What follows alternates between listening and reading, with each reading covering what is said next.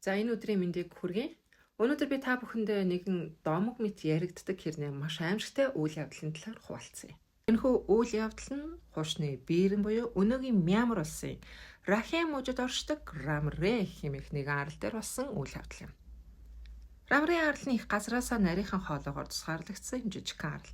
Хэдийгээр арал нь анх худалдааны цэг болгон ашиглагдаж байсан ч гэсэн дэлхийн 2 дугаар дайны үед болсон нэгэн үйл явдлаараа ихээхэн алдартай болжээ. Бирм улс нь дэлхийн 2 дугаар дайны үед Их Британий эзэнт гүрний нэгэн хэсэг байжээ. Гэвч 1942 оны 3 сард Японы айрам нийслэл Рангун хотыг эзэлснээр тус араас ч гэсэн Япончуудын мэдгэлд очсон байна. Ийхүү Япончууд тус улсыг эзэлсний дараагаар Их Британий эзэргийг тус улсын газар нутгаас хөөж эхэлжээ. Харин Их Британий холбоотны цэргүүд энэхүү арлыг стратегийн чухал цэг хэмээн үзсэн учраас эргүүлэн авахын тулд хэд хэдэн удаа давталсан боловч бүтлгүүцсэн гэдэг. Энэхүү арал Япончуудын мэдэлд үлджээ. Харин 1945 оны 1 сард холбоотнууд Рамрэ болон бусад зэрэгэлдээ арлуудыг буцаан авахын тулд Матадор хэмээх ажиллагааг эхлүүлж 6,000 цэрэг тус арлын ирэг дээр бууж. Энэхүү тулаан 6-7 хоног үргэлжилсэн. Энэ тулаанаар ойролцоогоор 1000 орчим Япон цэргийг бүсэлсэн бөгөөд Их Британий цэргүүд эдгээр 1000 цэргийг бууж өгөхийг шаардаж байжээ. Гэвч хэдийгээр шархтаж, өлсөж, цангаж, өвдөж байсан ч гэсэн Япон цэргүүд бууж өгсөнгүй. Харин түүний оронд арлын дээгүүр дамжин илүү том хүчинтэй нэгдэхээр цаашаалсан гэдэг. Харамсалтай нь энэхүү шийдвэр нь тэднийг нам руу авирдсан түүхтэй. Тэд гол хүчиндээ очихын тулд Мангро хэмээх намгаар 15 км орчим газрыг туулах шаардлагатай болсон. Харин Британий цэргүүд тэдний араас нам руу орсонгүй, харин бүсэлж Япончуудыг намгаас гарч ирэхийг төвчээртэй хүлээжээ. Арлын намаг дэндүү өвтгөн лаг байсан тул туулж гарахад маш их тэмцэл байж.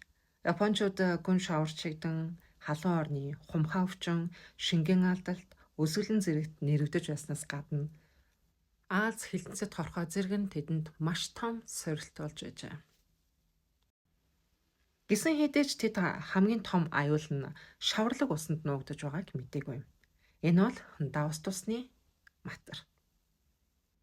Давс тусны матар бусад матарнаас юураа ялгаатай вэ? Энэ бол хевлэр явагчдын хамгийн том биетэй бөгөөд хоёр нутагтай учраас хоёрын газар болон гол уснаа аль алинд нь амьдрах чадвартай. Мөн маш том газар нутгийг хамарч эзэмшдэг бөгөөд өөрсдийн эзэмшил газар нутагт хардагсдад маш хэрцгий төрөмгийн ханддгаараа алдартай. Тэдгээр амьтад нь оппортунист магчин хэмээх бүлэгт хамрагддаг бөгөөд энэ нь ямар ч төрлийн амьтнаар хоололдог гэсэн үг. Харамсалтай нь Япон цэргүүд нам руу гүн орох тусмаа эдгээр магчинтай нүүр тулсан гэдэг. Тухайн үедээ тэнд үүрэг гүйцэтгэж байсан Дислэгч генерал Жак Жакоб өөрийн дурсамж номдоо энэ үйл явдлын талаар дурдсан байдаг. Тэрээр бичгтээ. Японы 1000 гаруй цэрэг матар дүүрэн Мангро намаг руу ухарсан. Бид завтайгаа орчуулагчтайгаа очин цагаан холоогоор тэднийг гарч ирэхийг хүсэж байсан ч гэсэн тэднээс нэгэн ч гарч ирсэнгүй. Давс нуурын матрууд зарим нь 6-аас 7 метр урттай байсан бөгөөд тэндээсэн Япончуудад юу тохиолдсныг таахад тийм ч хэцүү байсангүй хэмээн бичсэн байдаг. Япон цэргүүд намаг матраар дүүрэн гэдгийг мэдэж байсан ч гэсэн тэд бууж өгөхийн оронд харин Азаа үзэхэр шийдэн цөөн хідэн тэнцэнээс хожим амьд гарсан гэдэг. Намгийн эргээр харуул хийжсэн Их Британий цэргүүдэд Япончуудын хашрах чимээ, буун дуу, амьтдын дайралт зэрэг сонсогдож байсан бөгөөд эдгээр чимээн тэр хаваар нэг цуурайтан харанхуйг улам аимшигтай болгож байжээ. Ахмад дэчин Брюс Райт хожмаа зэрлэг ан амьтдын тойрон гэдэг номдоо 1962 онд энэ тухай бас дурдсан байдаг. Тэрээр бичгтээ. Тэр шөнө моторт эрүүлийн багийн аль ч гишүүний амьдралд хизээч тохиолдож байгаагүй хамгийн аимшигтай шөнө байлаа. Намгаар нэг цуурайтах буун дуу, том матарнуудын аман доор шархтан орилдон хашгирах Япон цэргүүдийн орилон, матарнуудын ус цалгиулан нааш чааш хөлхөлдөх цуурайтах чимээ зэрэг тэр шөнийг аимшигтай тамийн мэт болгож байлаа хэмээн бичсэн байдаг. Энэ бүхний эцэст 1000 цэргээс 500 орчим зогцсон гэж үздэг бөгөөд Ердөө 20 их британчуудад олзлогдсон байдаг. Эдгээр 20 цэрэг хожим нь аимшигтай матарны дайралт хэрхэн тэднийг агнаж байсан тухай түүхийг ярьж өгчээ. Намагт орохоос өмнө олон Япон цэргүүд шингэн алдалт, цусан суулга болон хоол тэжээлийн дутагдлын улмаас аль хэдийн амиа алдаад эхэлсэн байж. Шархсан болон өвдсөн цэргүүд матарны дайралтанд хамгийн түрүүнд өртжээ. Матарнууд сул дараагоос нь эхлэн унгаж байсан бөгөөд дараа нь олноороо гинт дайран гарч ирж цэргүүдийг ус руу чиж оруулж байсан гэдэг.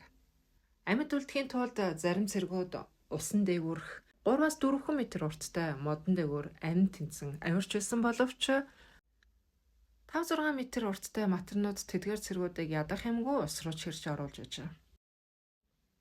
Аз олж зарим цэргүүд нь түүнээс өндөр модонд авирч амь зутаж чаджээ. Гэвч матарнууд ухаантай амьтан болохынхаа хувьд тэдгээр цэргүүдийг өлсөж, ядарч, туйлдаж, хөдөлж чадахгүй болтол нь доор нь эргэлдэн хүлээж байсан гэдэг. Мэдээж цэргүүд шингэн алдсан, цусан суулга, туссан тэжээлийн дутагдал мөн хорт могоо болон хумхаа өвчнөөс болж маш их сулдаж ядарсан учраас модон дээр удаан тогтоход хэцүү байж. Яг энэ үед нь матарнууд хэд хэдээр нийлэн модны доор очин сүүлээрээ зохих үед ядарч туйлдсан цэргүүд барьцаалдан тэдэн рүү ундаг байжээ.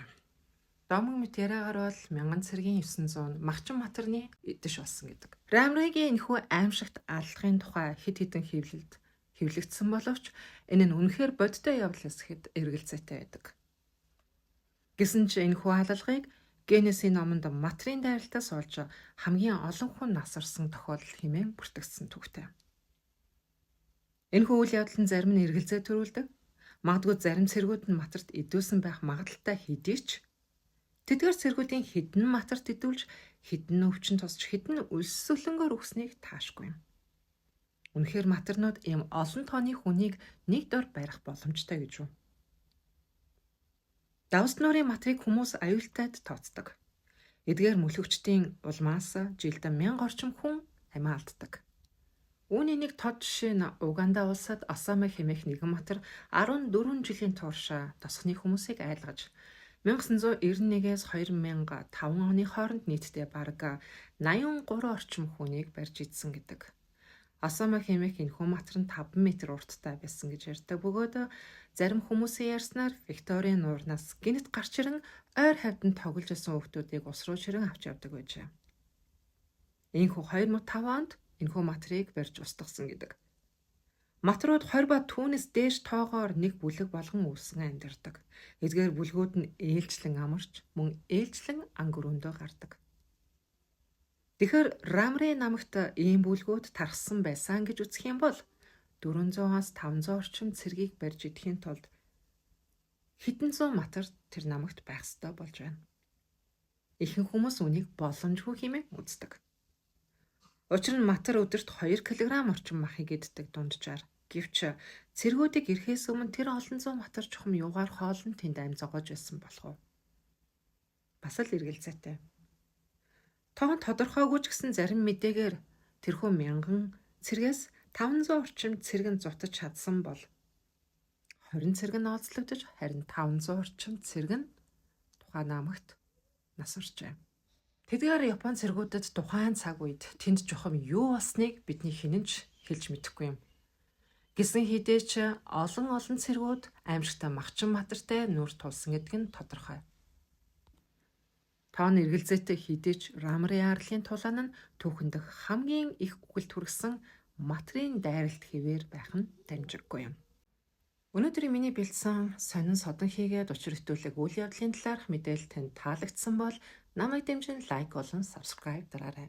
Дараа илүү сонин содонгоор эргүүлцээ. Түр бай.